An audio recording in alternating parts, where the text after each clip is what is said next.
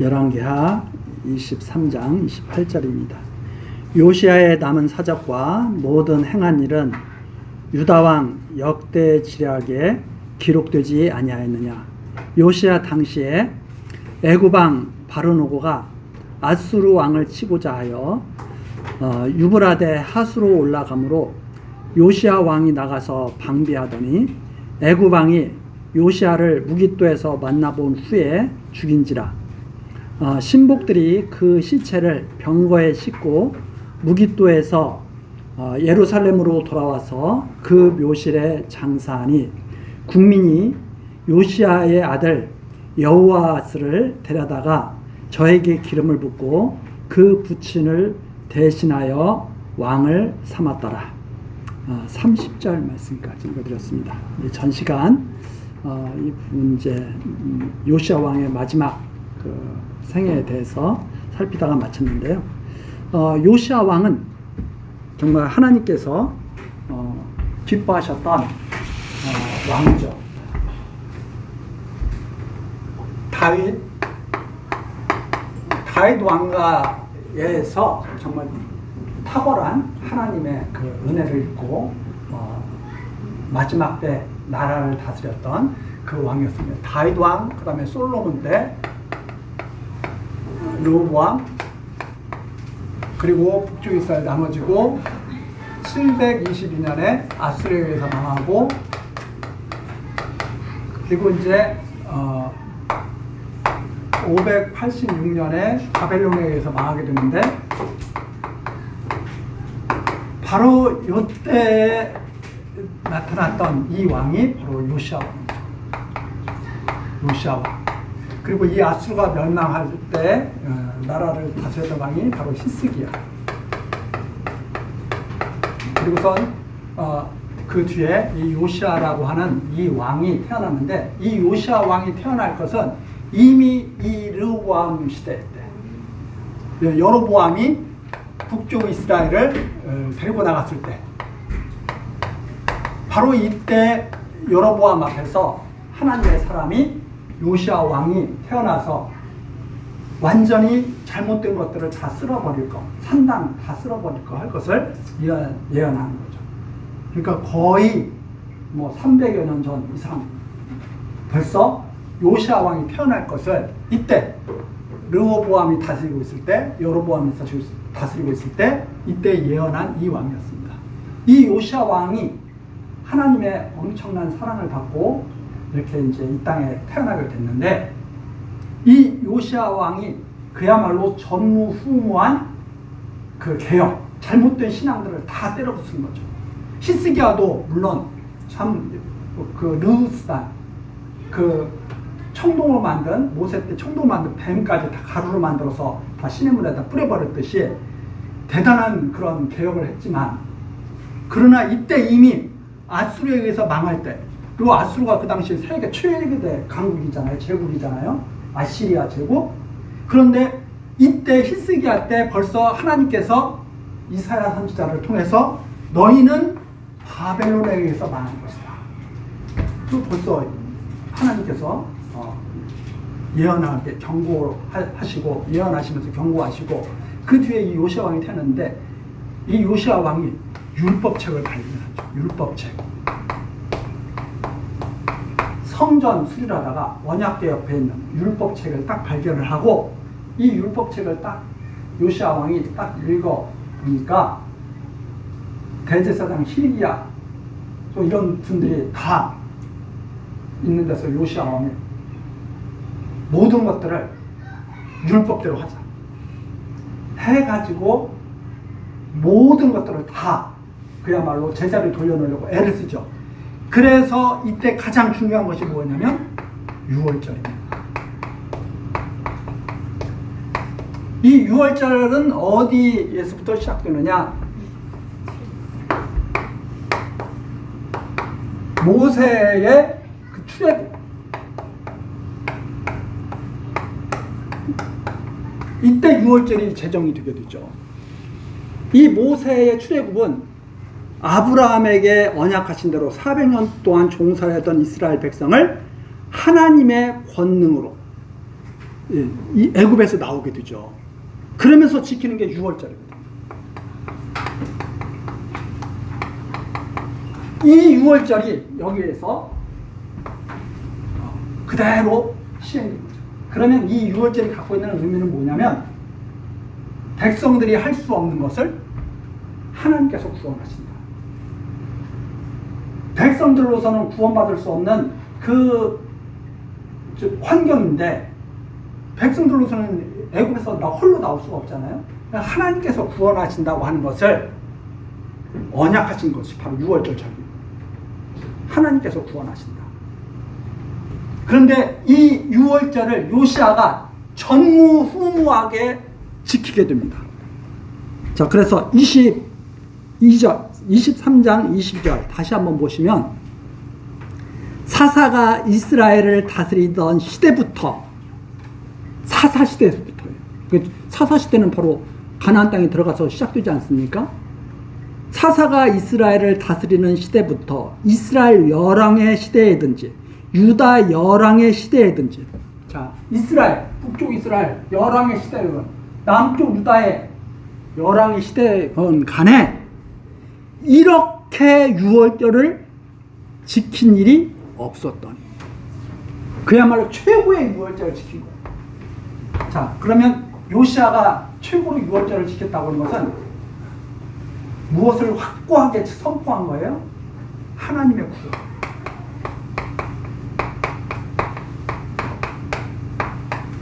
하나님의 구원을 확실하게 선포한 이런 유월절을 지킨 것이 이스라엘 열왕의 시대거나 사사시대 이후로부터 없었다. 근데 요시아가 이 유월절을 딱 지킨 거죠. 그렇게 모든 잘못된 것들을 다 때려 부수고 유월절까지 이렇게 딱 지키면서 하나님 앞에 요시아가 엎드렸는데 하나님께서 하신 일은 너는 내가 기쁘게 받겠어. 그렇지만 내 뜻은 변해 안 변해요? 안 변해요. 요시아는 바로 이 하나님을 우리에게 확실하게 증거해 주신 그러한 왕이라고 할 수 없죠. 이렇게까지 했는데 왜? 다시 한번 말했지만 출애굽 하면서 모세가 선포한 율법은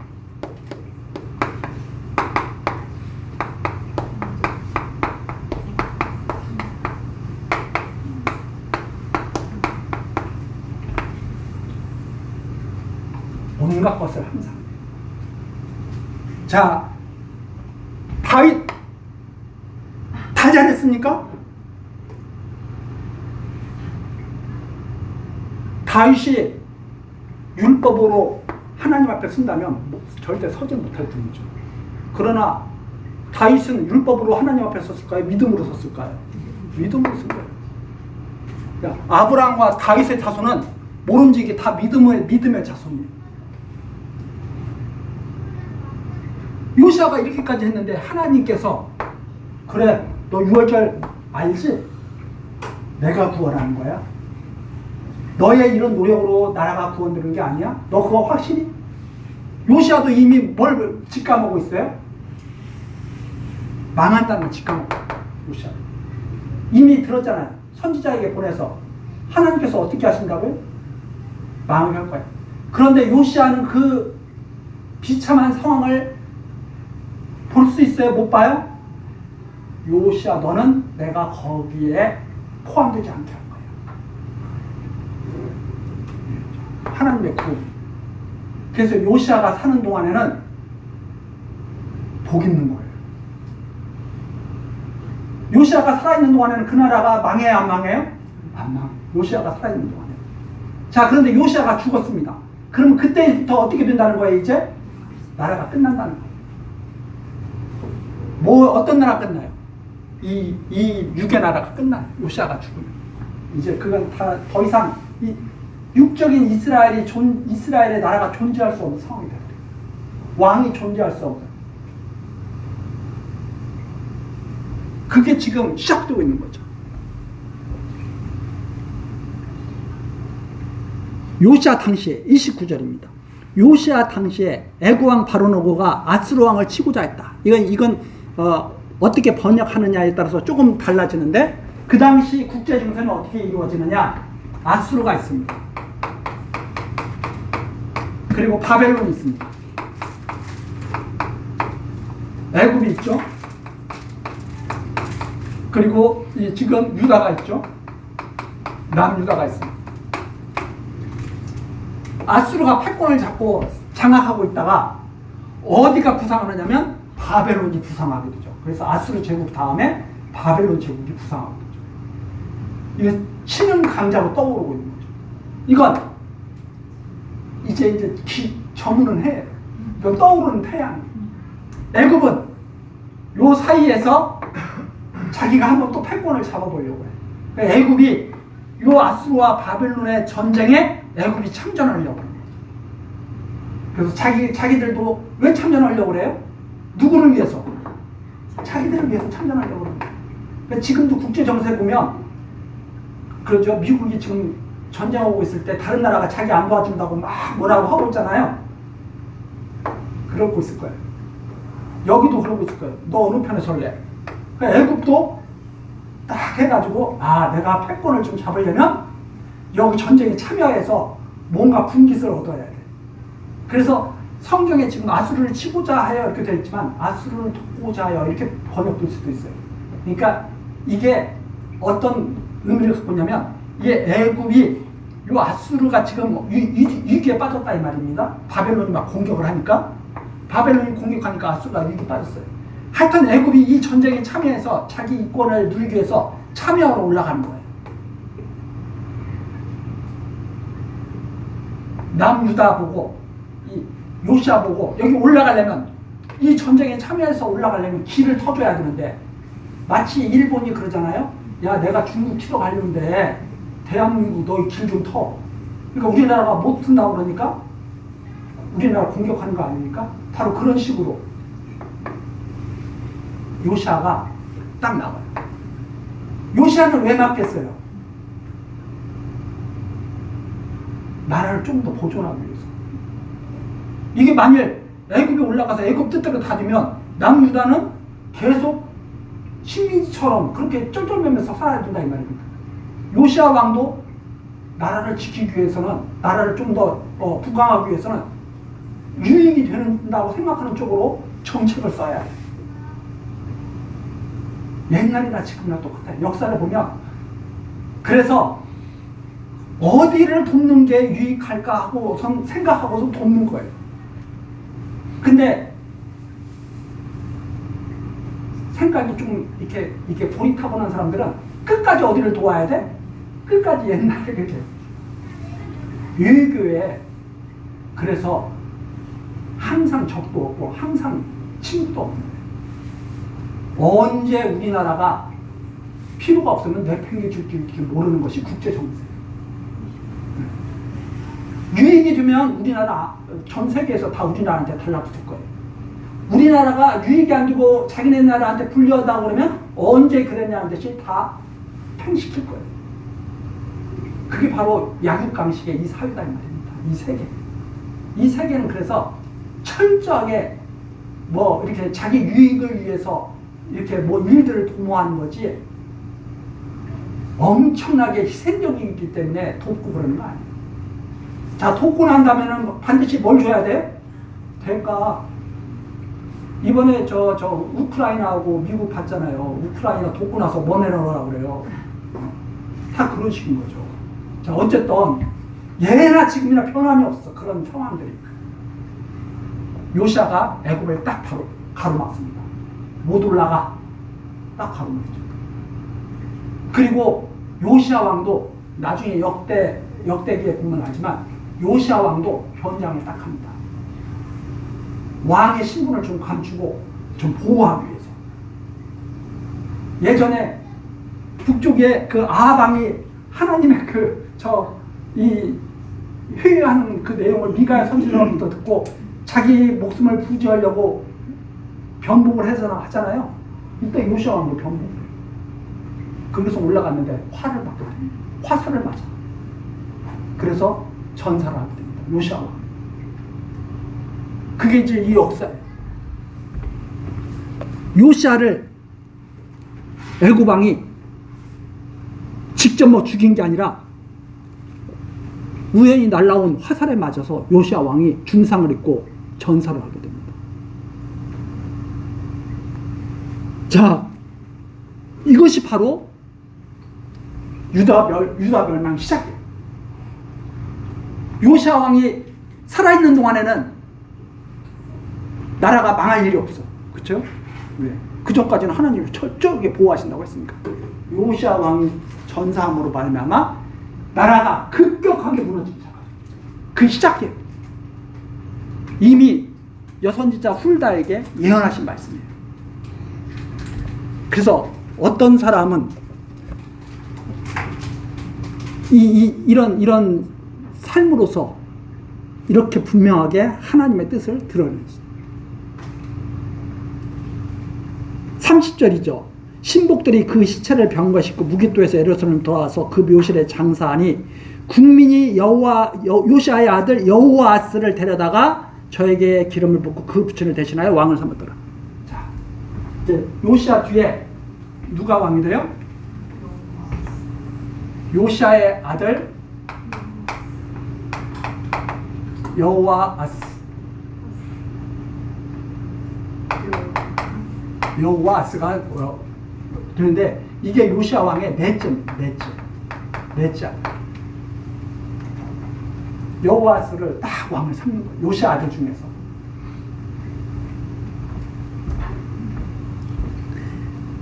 그런데 31절이죠. 여호아스가 유에 나아갈 때 나이 23세라. 예루살렘에서 석 달을 치러요. 이 여호아스 석 달, 겨우 3달 치래요.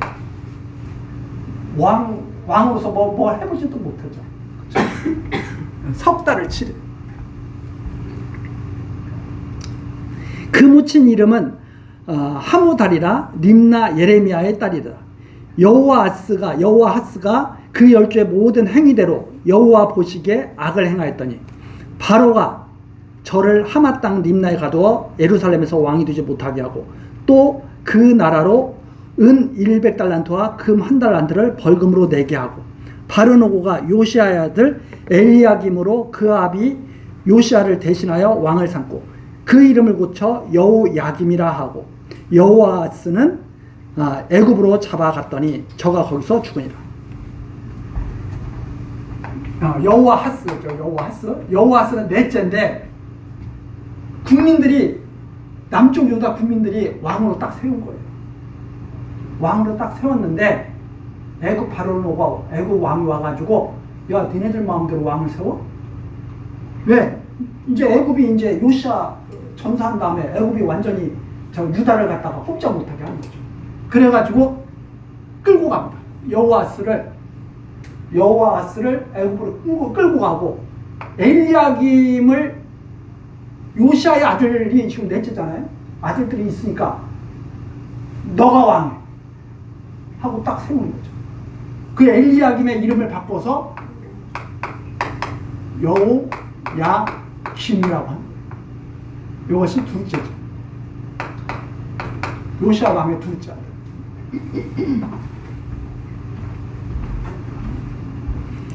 자, 그렇게 됐습니다. 34절 바르노고가 요시아의 아들 엘리야김으로 그 아비 요시아를 대신하여 왕을 삼고 이름을 고쳐 여호야김이라 하고 여호아스는 애굽으로 잡아갔더니 저가 거기서 죽으니라.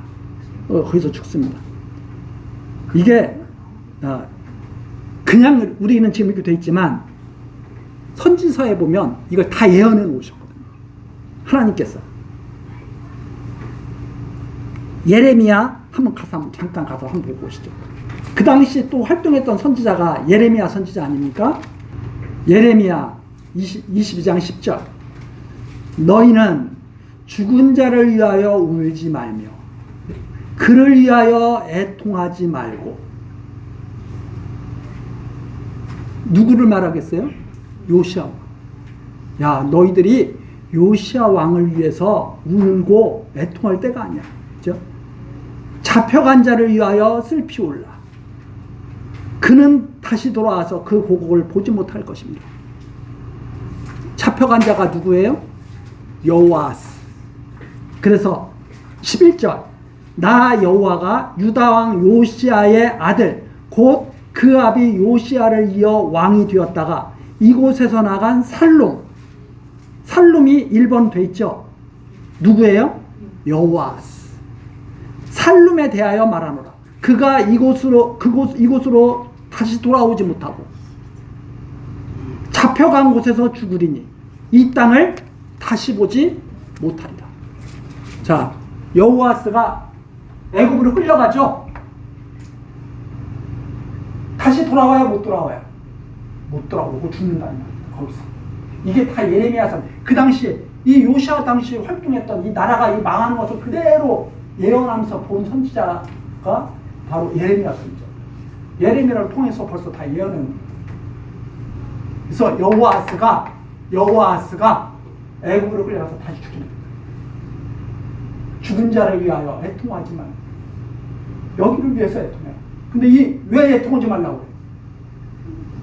하나님께서 데려가신 게 복이거든요. 여기. 하나님께서 너한테는 그 비참한 꼴을 넌 보지 않게 하겠다.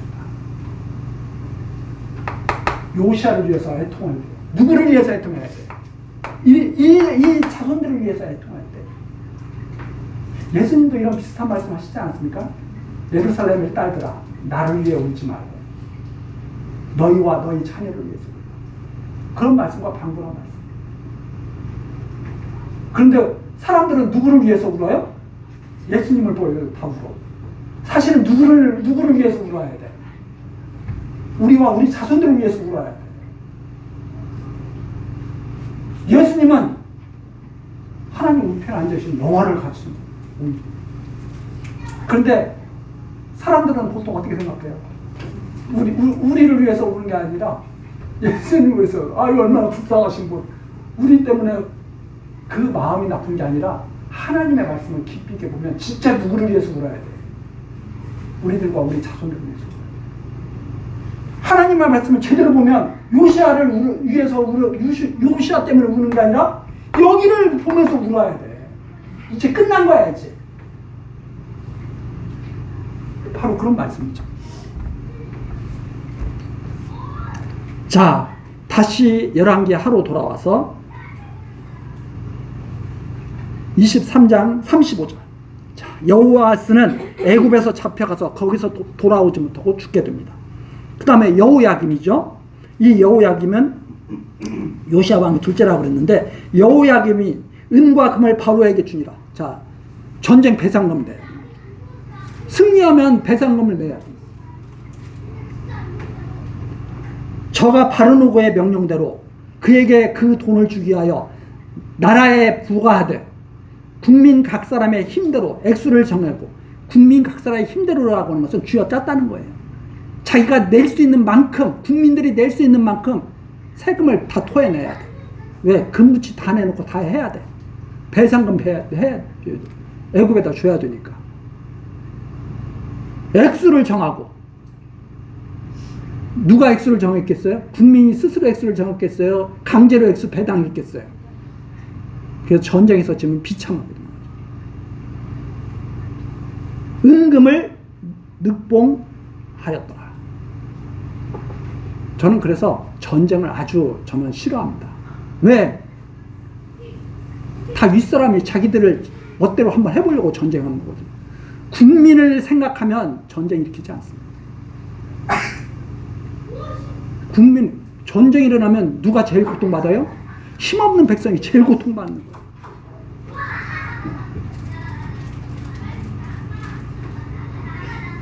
전쟁이 일어났을 때 이익 보는 그 사람들이 제일 나쁜 사람들. 저는 그래서 전쟁으로 이익을 보려고 하는 사람들은 저는 한마디로 딱 평가합니다. 아주 나쁜 사람. 그래서 제가 가끔 그런 말씀 드린 적 있잖아요. 영웅전, 세계 영웅전 해가지고 유명한 뭐 징기스칸, 뭐 나폴레옹, 뭐 이런 뭐 어릴 때는 정말 그게 영웅들인 줄 알았어요. 지금은 그렇게 생각하지 않습니다. 정말 나쁜 사람들이에요. 전 세계를 고통 속에 몰아넣는 사람. 요즘에 날씨 덥잖아요. 저는 어떤 생각을 하냐면 폭탄만 덜 터뜨렸어도 날씨가 혹시 조금이라도 시원하지 않았을까? 이런 생각을. 지금도 더워 죽겠는데 폭탄까지 터뜨리니 그 열기가 어디로 다가가겠어요?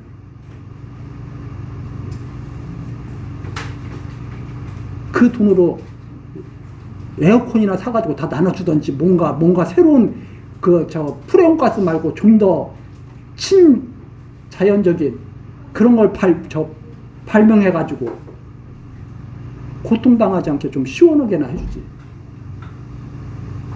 전 그래서 전쟁은 좋아하지 않습니다. 그리스도인들에게 칼은 마땅하지 않다고 저는 생각합니다. 하나님의 말씀으로 싸우는 거지. 무슨 총칼로 싸워요. 그리스도인들이 무력을 행사하는 것은 그건 하나님의 말씀을 잘못 이해하고. 그래서 우리 교회사에 보면 총칼 들고 싸우는 경우가 많이 있잖아요. 진리를 지키겠다고?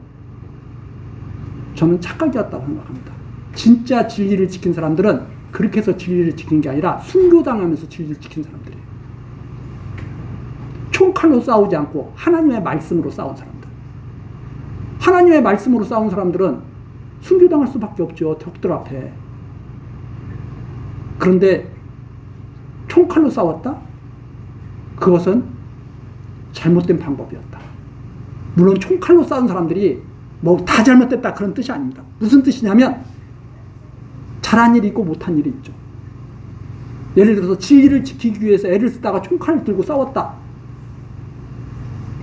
진리 지키려고 애쓴 것은 잘한 일이라고 생각하겠지만 그걸 지키기 위해서 총칼로 싸웠다? 그건 제 소견으로는 방법이 잘못됐다. 이렇게 생각합니다. 요시야 왕도 사실은 마찬가지예요. 요시야 왕도 그 당시에는 어쩔 수 없이 전쟁을 한 거죠. 어쩔 수 없이 전쟁을 한 거지만 이게 바로 우리 육을 가진 인간들의 딜레마죠. 가만히 있자니 순교당할 그런 마음은 아닌 거고, 그렇다고 가만히 있을 수는 없으니까 총칼을 드는 건데 연약한 모습이라고 저는 생각합니다. 강한 자일수록 총칼을 드는 것이 아니라 말씀을 들 것이다. 이렇게 저는 생각을 하죠. 자, 어쨌든 다 빼앗겼습니다. 남은 것으로 은금을 늑봉 완전히 고열 짜듯이 다 짜가지고 여호야김이 다 애굽에 배상을 하는데, 이때 여호야김이 하는 일이 무엇인가 하면 그것이 잘못됐다고 말을 하는 사람들 있잖아요. 죽여버려. 하나님의 선지자를 죽이는 내용이 그래서 여기 그 선지서에 나오죠. 이 여호야김이 36절 왕이 될 때 나이 25세 예루살렘에서 11년을 치료합니다. 자, 앞에 세 달 치려다 끌려갔죠. 여호야김은 11년을 치료합니다. 그 모친의 이름은 스비다라 루마 부다야의 딸이더라. 여호야김이 그 열주의 모든 행한 일을 본받아 여호와 보시기에 악을 행하였더라. 자, 이게 다 누구의 아들이에요? 요시야 왕의 아들이야. 근데 요시야 왕처럼 살아요, 못 살아요? 오히려 다 악을 행했거든. 자, 그런데 저는 이게 왜 왕들이 이게 다 악을 행하면서 살았을까? 이게 저는 이제 생각을 합니다. 악이라고 생각을 하지 않았겠다 생각을 합니다. 우리들이 살아가면서 그러잖아요. 우리들 살면서 다 어떻게 살아요? 다 정상적인 삶을 사는 것 같아요. 그러니까 다 정상적인 삶을 살아. 다 그럴듯해. 근데 성경에서는 아주 악한 일을 했어. 요시야 하나님의 마음을 받았어. 이렇게 말을 하죠. 악을 행했다. 다 그렇게 산다고 생각을 하는 거예요. 그런데 진짜는 못 보고 있는 거죠. 우리들의 삶도 아마 그럴 것이라고 생각합니다. 우리들은 다 우리 속에는 우리의 삶이 다 어때요? 다 맞는 것 같아요. 근데 실제로 평가는 누구한테 받아야 돼요? 내가 나를 평가해야 돼요? 다른 사람이 나를 평가해 줘야 돼요? 하나님이 나를 평가하셔야 돼요? 하나님이 평가하시는 거죠. 그 하나님한테 물어봐야지 자기 소견에 옳은 것이 다 옳은 것이야. 그래서 우리는 항상 겸손해야 된다는 의미 속에 무엇이 있냐면 하나님의 뜻을 계속 생각하면서 살아야 돼요. 겸손하지 않는 삶은 무엇인가? 하나님의 뜻과 나는 아무 상관이 없어. 나는 그냥 나 좋은 대로 살면 돼. 이런 마음이죠. 자, 요시아 왕의 아들들이 다 여호와 보시기에 악을 행하면서 삽니다. 그리고 24장으로 넘어가는 거죠. 여호야김 시대에 바벨론 왕 느부갓네살이 올라오매, 자, 여호야김이 누구한테 돈을 막 퍼줬어요? 애굽한테 돈을 막 퍼주는 거예요. 그렇죠? 여호야김이 애굽의 종이 돼서 사는 거죠. 그런데 바벨론이 아수르를 무너뜨리고 드디어 이제 어디를 간섭하기 시작해요? 아수르는 이제 망했어. 바벨론이 남쪽 유다한테 그런 거죠. 너 애굽에 붙을 거야? 나한테 붙을 거야? 자, 현재는 애굽이 유다를 갖다가 지금 다스리고 있는 거죠. 야, 여호와 나 내려와. 여호야긴 네가 왕이야. 애굽이 다 그러고 있죠. 바벨론이 그 꼴 보겠어요? 안 보겠어요? 너 애굽의 종이 될래? 내 종이 될래? 이러는 거죠. 자, 이 시대가 지금 이제 되는 거죠.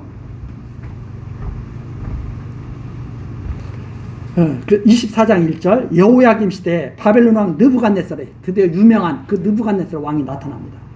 올라오매 여호야김이 3년을 섬기다가 저를 배반하였더니, 자, 그런데 바벨론이 딱 왔어요. 여호야김이 어떻게 해요? 아이고, 형님 몰라봤습니다. 형님 잘 섬길게요. 어디한테 붙어요? 바벨론한테 딱 붙는 신용을 하죠.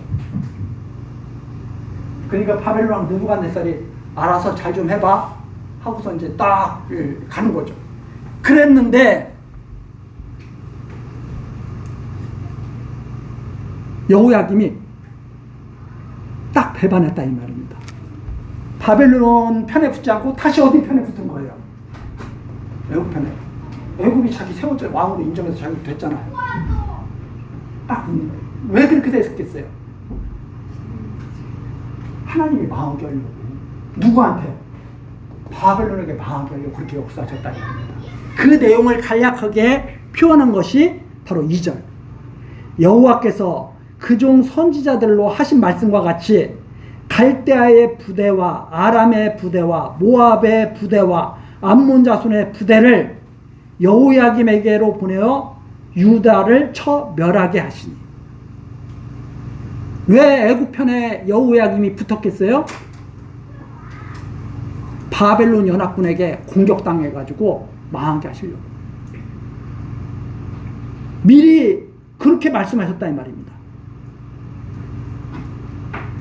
예레미야 32장 다시 한번 가보자. 예레미야 32장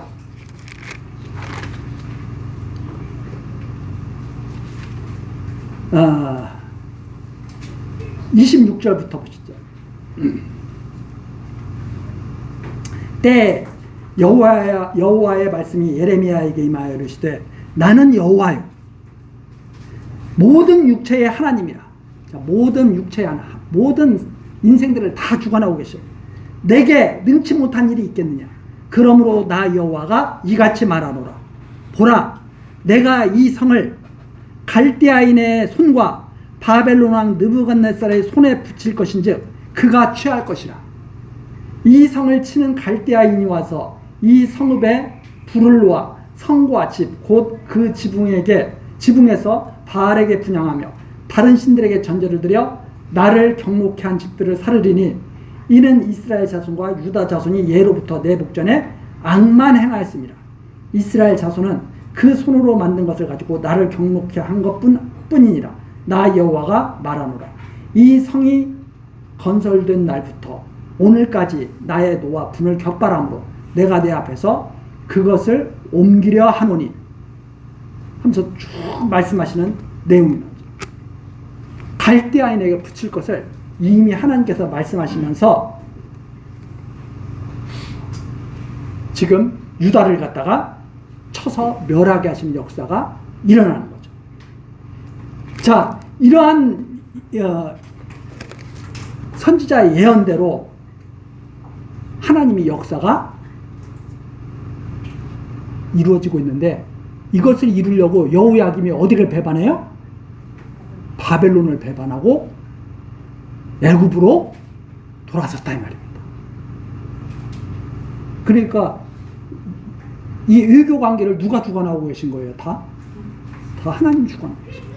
사람들은 사람들이 주관한다고 생각을 하지만 당신의 정하신 뜻대로 역사 섭리를 하나님이 하시기 때문에 여호야김이 바벨론 섬기다가 다시 애굽으로 딱 돌아서는 것, 그것이 바로 선지자의 예언대로 하신 말씀과 같이 이전 여호와께서 그종 선지자들로 하신 말씀과 같이 유다를 처멸하게 하셨다 이 말입니다. 3절 이 일이 유다에게 임하면 확실하게 말씀하시죠. 곧 여호와의 명하신 바로 저희를 자기 앞에서 물리치고자 하심이니 이는 므낫세에 지은 모든 죄로 인합니다. 남쪽 유다는 누가 죄악의 대표라고요? 므낫세. 북쪽은 여로보암. 4절입니다.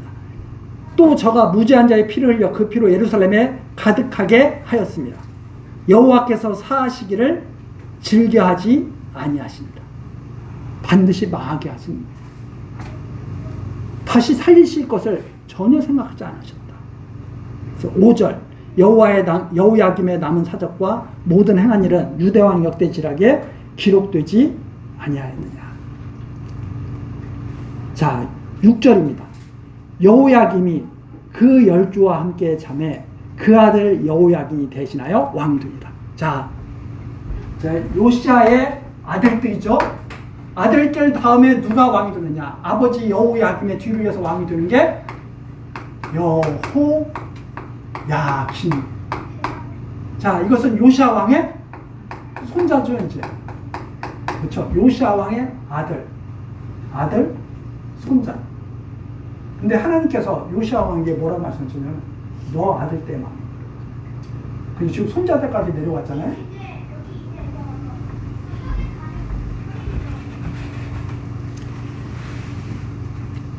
자, 8절 다시 한번 보시면 다시 한번 7절 애굽 왕이 다시는 그 나라에서 나오지 못하였으니, 자, 애굽은 이제 어떻게 됐어요? 바벨론에게 눌려서 꼼짝 못하는 상황이 됐습니다.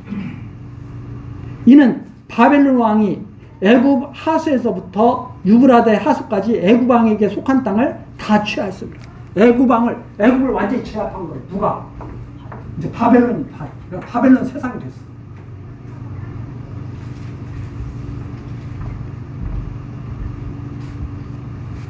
이제 8절입니다.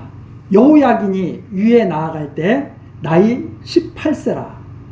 예루살렘에서 석 달을 치리 아니라. 또 몇 달 치래요, 여호야긴이? 여기 또 3달.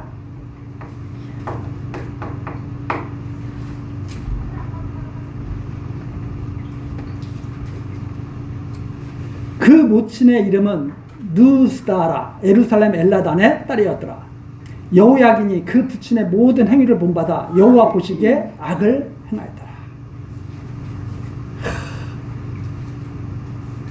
계속 악을 행하는 거죠. 이 위기의 때인데. 자, 그때 10절입니다. 그때 바벨론 왕 느부갓네살의 신복들이 예루살렘에 올라와서 그 성을 애워싸니라. 자, 첫 번째 한번 예루살렘 침공당했죠. 느부갓네살에게. 이게 지금 두 번째 침공이죠. 2차 침공.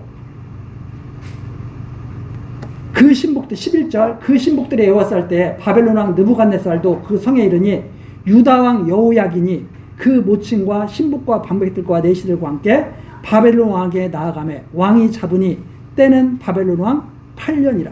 저가 여호와 전에 모든 보물과 왕궁 보물을 집어내고 또 이스라엘 왕 솔로몬이 만든 것 곧 여호와의 전 금규명을 다 회파하였으니 여호와의 말씀과 같이 되었더라.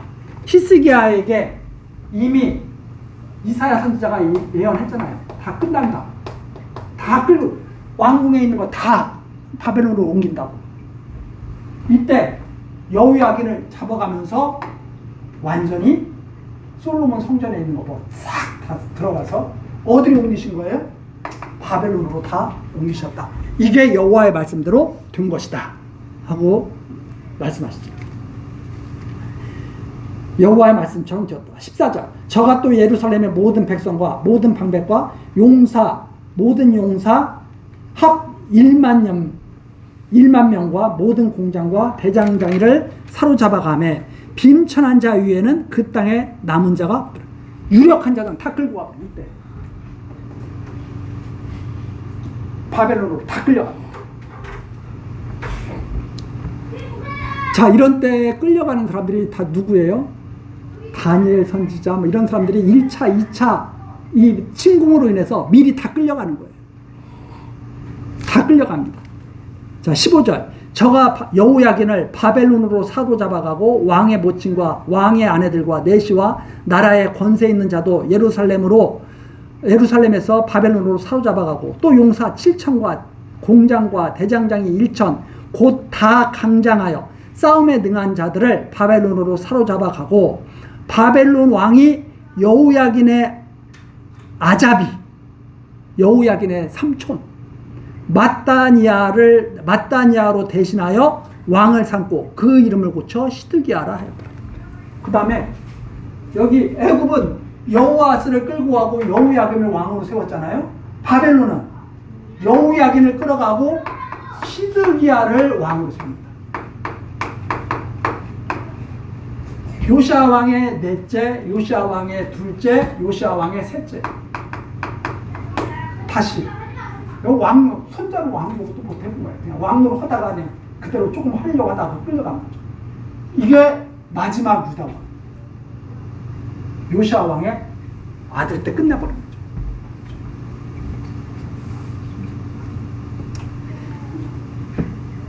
자, 이것이 다 예언이 되었어요. 선지서에. 그래서 18절입니다. 시드기야가 위에 나아갈 때 나이 21세라. 예루살렘에서 11년을 치리하니라. 그의 모친의 이름은 하무달이라. 림나 예레마의 딸이더라. 시드기야가 여호야김의 모든 행위를 본받아. 자, 누구를 본받아? 지형 형제들이 다. 저는 그래서 이게 참 아니 어떻게 아버지를 닮은 아들들이 안 나오고 이렇게 아버지와는 반대되는 이런 자식들이 계속 왕을 다 하면서 나라가 망가지는 것을 다 보게 됩니다. 요시야 왕의 자손들이 다 끌려가고 다 애굽으로 끌려가고 바벨론으로 끌려가고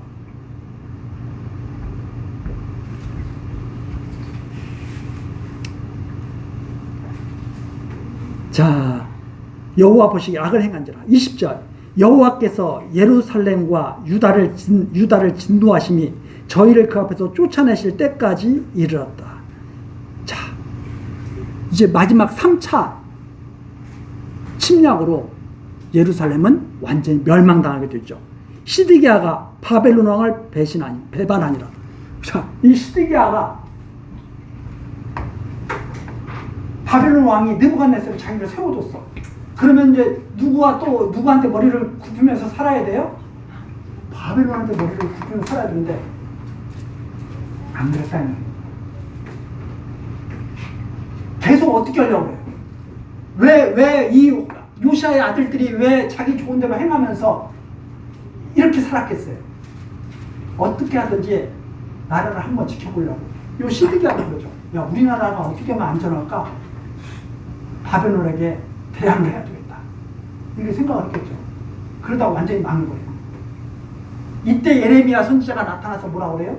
제발 하나님의 말씀을 듣고 좀 항복해라. 그러니까 그 예레미야 선지자를 다 뭘로 몰아요? 저거 바벨론 편에 붙어있는 저 매국 뭐야, 매국. 다 그렇게 생각을 했겠죠. 그래서 세상 정치를 보는 눈, 그리고 하나님의 말씀을 보고 듣는 눈과 귀, 이것이 항상 일치되지 않습니다. 이 세상 정치에 잘못 휩쓸리게 되면 하나님을 대적하는 삶을 살게 됩니다. 오히려.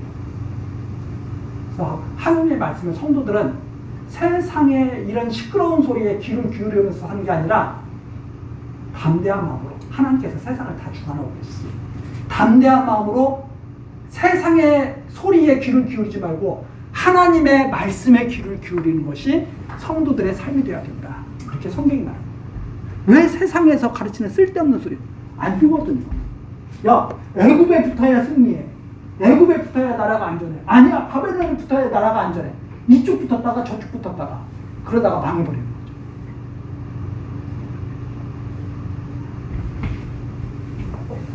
하나님을 섬겨야 안전합니다. 요시아 왕 살아있는 동안 안전했잖아요. 하나님의 구원을 믿고 사는 거죠.